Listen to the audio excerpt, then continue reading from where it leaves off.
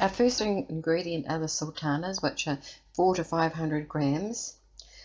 And then you have the butter, 200 grams, half a teaspoon of vanilla, and half a teaspoon of almond essence. If you don't like the almond essence, just wing up the vanilla essence or double it up.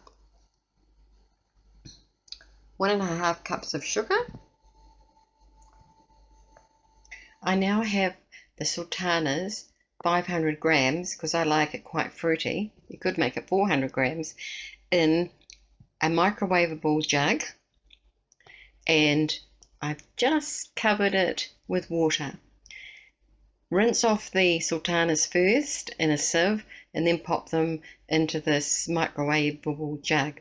Now if you're doing top of stove, because you don't like microwaves, just pop it in a pot and do the same thing. And what you want to do is bring it to the boil and simmer for 10 minutes.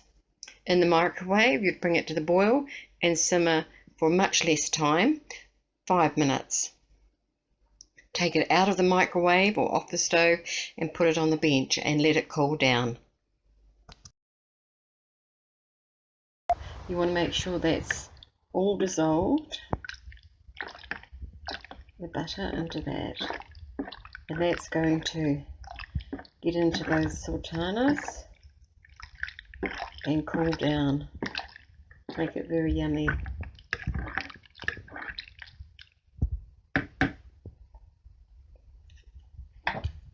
Cover that now and wait for it to cool right down to room temperature. I've got my 3 eggs in a dish now, and we're going to whisk them with a fork, because this is a no electric beater cake. You don't need that, so that's what makes this one very good. The less dirty dishes we have, the better, is what I say. There it is, all ready for use. This is our room temperature butter and warm sultanas. Into it we're going to put half a teaspoon of vanilla essence,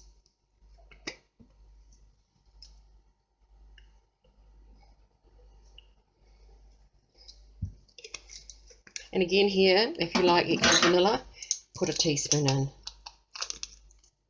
And this is almond essence. Some people love it and some people don't. I do, so I put a teaspoon. It only requires a half, so if you want to try the cake for the first time, use a half, and then the next time you do it, you can change it. We put in our beaten eggs and our flour. Very simple. I am going to gently fold this in and simply take your spoon over and back up, over and back up, and that way it's called folding it in, because you're getting air into it as you do that.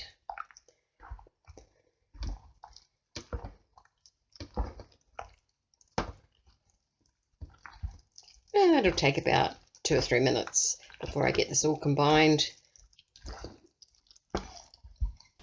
This is all combined now in a nice smooth batter. As you can see, it's quite runny.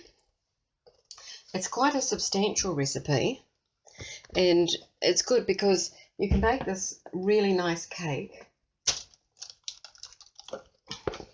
You can freeze half and get it out later, or you can give half away, or you can just keep it all for yourself.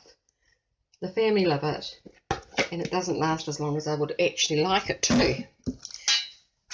Now, if you'd like to learn how to line a tin, I've done a wee video how to line a tin.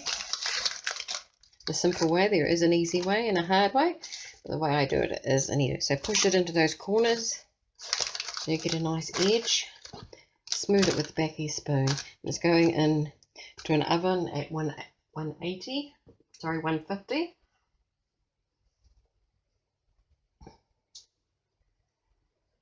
for about an hour.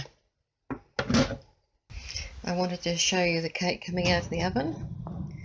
There it is, looking beautiful. And I'm just going to put it on the bench. The usual way that you can tell a cake is cooked is pop in a knife like that. It comes out clean, it's cooked. Also, if it's firm, this is very firm, so it's all cooked all the way through. I'm going to leave that in the actual tin for about half an hour to just get a little bit cooler, and then I'm going to pop it onto this wire rack here that it's standing on, and then we'll let it cool down, and I'll pop it in a airtight tin and we'll eat it. The flavours will mature, especially with the almond essence in it, and I'll show you a slice when it's cut. Now here's the cake. It has been cut up, ready to go in my tin, my cake tin. In fact, it's a plastic cake tin, but we still call them tins. And here is what it looks like. Beautiful, evenly spaced sultanas with a nice amount of batter that is cooked around it, giving it a nice taste. So good luck with your recipe.